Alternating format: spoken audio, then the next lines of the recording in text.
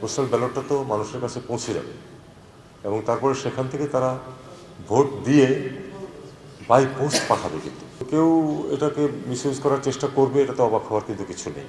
আমাদের চেষ্টা করতে হবে যেন মিসইউজ না হয়। আরাকান আর্মিকে তো ওই দেশের সরকার, যে দেশে তারা কাজ করছে সে দেশের সরকার, এটা একটা এন্টিটি আছে কিন্তু তারা তাদেরকে লিগাল এন্টিটি বলে স্বীকার করে না। এখন আমাদের বিষয়টা হচ্ছে এরকম যে আমরা তো অফিসিয়ালি তাদের সাথে কমিউনিকেট অবশ্যই করি না, করতে পারিও না, কারণ নন স্টেট অ্যাক্টরের সাথে তো আমরা একটা স্টেট হিসাবে এটা আমরা করবো না। বিশেষ করে যেখানে মিয়ানমারের সাথে তো আমরা তো সম্পর্ক ত্যাগ করিনি। এমন যদি হতো যে মিয়ানমারের সাথে আমরা সম্পর্ক ত্যাগ করেছি অন্য একটা এন্টিটিকে নিতে যাচ্ছে, সেটা তো না। কাজে আমাদেরকে এটা এই পয়েন্ট অফ ভিউ থেকে দেখতে হবে। সেটাই হয়তো হোম অ্যাডভাইজার বলেছেন, তার বাহিনী তো তাদের সাথে একটু সমস্যা আছে সবসময়। এটি একটি সমস্যা যেটা একদিনে শুরুও হয়নি, একদিনে শেষও হয়ে যাবে না। আমাদের যারা এই রাজনীতির ক্ষেত্রে বিচরণ করেন তারা সবাই যে পারফেক্ট মানুষ তা তো না, কোনোখানেই পারফেক্ট মানুষ নেই। তো কেউ এটাকে মিসইউজ করার চেষ্টা করবে, এটা তো অবাক হওয়ার কিন্তু কিছু নেই। আমাদের চেষ্টা করতে হবে যেন মিসইউজ না হয় এবং যখনই কিছু জানা যাবে সেটা এনকোয়ার করা হবে। এনকোয়ারির নির্দেশ হয়েছে বলে আমি জানি। এখন কতটুকু এগিয়েছে আমি ঠিক বলতে পারছি না। পোস্টাল ব্যালটটা তো মানুষের কাছে পৌঁছে যাবে এবং তারপরে সেখান থেকে তারা ভোট দিয়ে বাই পোস্ট পাঠাবে। কিন্তু মিশনের ভূমিকা যে খুব বেশি তা কিন্তু না। কাজে আমাদেরকে এটা এই পয়েন্ট অফ ভিউ থেকে দেখতে হবে। বা দুই পক্ষই তাদের অভ্যন্তরীণ যে নিয়মকানুন আছে সেই অনুযায়ী এটাকে ক্লিয়ার করবে। যেমন আমাদের ল মিনিস্ট্রিতে যেতে হবে, তারপরে ক্লিয়ার হওয়ার পরে এটা ইনিশিয়াল হবে নেগোসিয়েটরদের দ্বারা।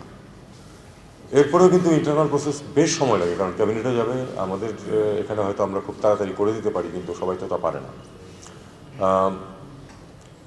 নিজ নিজ ক্যাবিনেটে যাবে, অ্যাপ্রুভ হওয়ার পরে পররাষ্ট্রমন্ত্রীরা সই করবেন। সেটা আমি আশা করি যে আমার উত্তরাধিকারী যিনি হবেন তিনি খুব অল্প সময়ের মধ্যে করতে পারবেন, কারণ আমরা এর গ্রাউন্ড ওয়ার্কটা করে দিয়ে যাচ্ছি।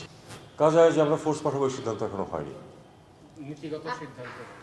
নীতিগত সিদ্ধান্ত মানে এটা নিয়ে একেবারে আলাপ আলোচনা চলছে এখন, কারণ এখনো কোনো কিছু ঠিক হয়নি যে কারা থাকবে কারা থাকবে না।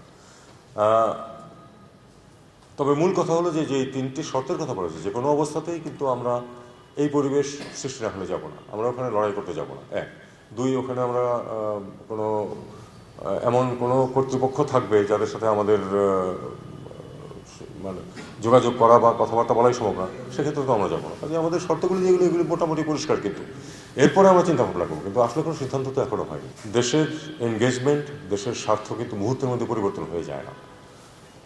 আমরা এমন কিছু করব না বা করছি না যেটা এই সরকার সরে গেলেই একেবারে পরবর্তী সরকার এসে সব উল্টে পাল্টে দিতে হবে। কারণ যে ট্রানজিশন হবে আমরা খুবই আশাবাদী সেটা একটা স্মুথ ট্রানজিশন হবে, যেটা গত বছর তার আগের বছরের 24 অগাস্টে যেটা হয়নি, সেটা তো একটা ভায়োলেন্ট পরিবর্তন ছিল।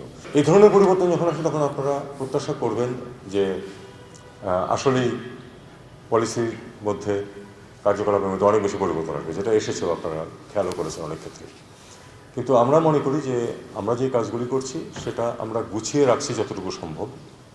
অবশ্যই চূড়ান্ত সিদ্ধান্ত বা ডিপ্লয়মেন্টের প্রশ্ন যদি সেটা পরবর্তী সরকারই নেবে। আমরা মনে করি না যে আগামী 3 সপ্তাহের মধ্যে এই বিষয়ের সমাধান হয়ে যাবে, কারণ এটা শুধু আমাদের বিষয় তো না, সমস্ত বিশ্বের একটা বড় সংখ্যক দেশের ইনভলভমেন্ট আছে এখানে।